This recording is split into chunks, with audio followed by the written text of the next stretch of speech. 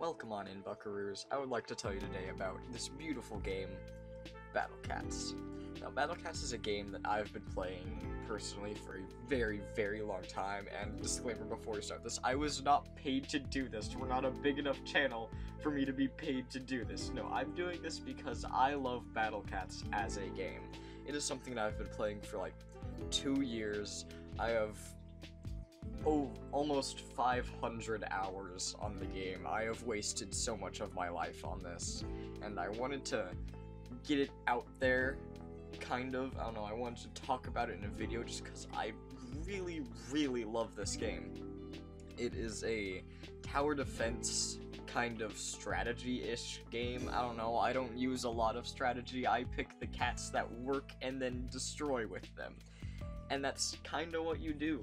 Everything is completely customizable. You can use whatever cats you want, whatever forms you want, really. Because as you level up your cats, like, you get them, it starts at a base form. If you level them up more, they evolve, kind of like Pokemon, but not as, you know, flashy.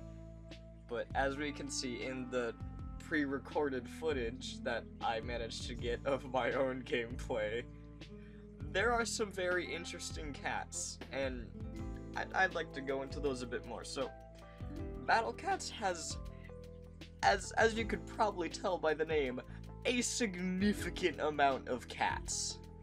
Like, a very large amount. I have 500 hours, and I only have 200 cats. Like, that's not a lot. I'm not even halfway through getting all of the cats. And there's like, I don't even know how many tiers of cats, but we'll find out when I'm done counting through them, because I don't want to right now. So we got normal cats. You basically start the game with those. It's 9 cats that you start the game with, and that's what you gotta, like, beat the first chapter with, and God, I love them all. I still use most of them today. After that, you've got your special cats. Now, these cats you can either buy with your cat food, which is also free technically, but you can either buy with your cat food, or you get them from special event stages in Stories of Legend, which you only find after beating Chapter 1. Now, after that you have your rare cats. Those come from rare cat capsules, which are significantly harder to get than normal cat capsules, as you would expect from them being called rare capsules. But no, these rare cat capsules can give you rare cats, super rare cats, uber rare cats, or another tier that I'll get to later. But rare cats are also very powerful. They're like normal cats on steroids. Like, they're not the strongest of units, but if you keep leveling them up, they will definitely get to be some of your strongest units. And I think one of the fights in this video, actually, I only used 2 rare cats to beat the whole stage. That's pretty nice. I mean, it's an easy stage, but still. So, yeah, it's a stage 1. That works, I guess. Anyways, after you have rare cats, there's super rare cats. Now, super rare cats are phenomenal. I love super rare cats. I use them more than any other unit because they're so good. Like Can and Seafarer, you probably don't know what I'm talking about, but if you download the game, eventually you will, so please go play the game. It's very good. And if at least one person plays this game, then I will have been successful in my goal. So that's good, I guess. But no, so super rare cats are just even stronger units than your rare cats. They're there to be like the muscle in there. Like, your rare cats are your little like peon dudes, but your super rare cats are your muscles, just like that fucking spinning death wheel over there, you know? That is what a super rare cat feels like when you bring it out. I mean, not as big or flashy or even as powerful, but you know, that, just imagine that when you think of certain super rare cats, because they're so good. But after that, we have the biggest of boys, the uber rare cats. Now, these guys do only have a 3% chance to get in normal rolls, so you might not get one ever. But if you do get one, they are so useful in just every stage. Like, if you have a stage that you're like having a hard time beating, then you have like, oh, this Uber might be useful, put that Uber in. Like 80% of the time they will help out. There's very rare circumstances where they will not, but I've had to beat stages without them before, so that's fine. But no, Uber Rare Cats are the biggest and the flashiest units. They're even closer to the Cyclone than the Super Rare Cats were, because they're just super strong. Like, their DPS goes way above what you'd expect from any other unit in the game. Their designs are all flashy and gorgeous, and they're just, honestly, that's what most people play the game for. I know that's what Nate played it for. He just wanted to, or he still just wants to collect Ubers, but his RNG is so terrible that he absolutely cannot, no matter how hard he tries. I feel a little bad for him for that one, but in all honesty, it had to be done. But there's one more tier of cats called Legend Rares. Now, Legend Rares, I don't even want to talk about them, because there's a 0.3% chance of getting them, so, you know, not a lot of hope. Anyways.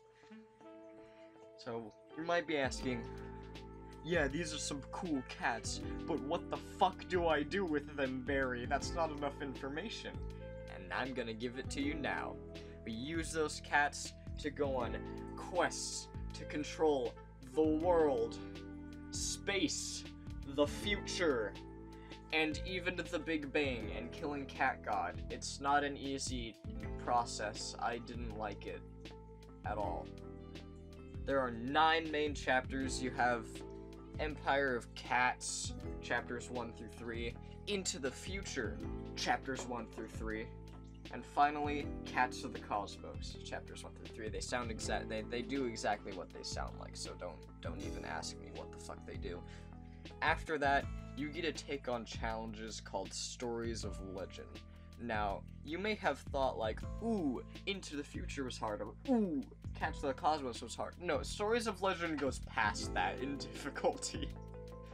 You start on easy stages, but when you get to my level on most stages, you start fighting deadly or merciless. I've only beat one merciless, but most of my stages are deadly, except for all of the ones in the video, except one. That's besides the point. No. Stories of Legend is when it starts getting really into the thick of how difficult this game can be, and that's only for true players of the game. So, honestly, it does get fun. It is very fun, and some of the levels are incredibly challenging, and others are a nice cakewalk in between them. Like, most of the levels that I recorded for this video are very easy for me to beat. Only one of them was a deadly level that I decided to record, but honestly, I'd recommend this to so many people, because it is a really, really good game. You collect these wacky units, you fight some wacky enemies, and you get gorgeous rewards for it. There are ranked dojos where you can like see where you stack up against other players. I'm normally in like the top 4% of them.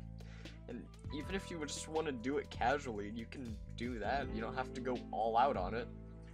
Just playing stages and leveling up the cats, it's really, really fun to play.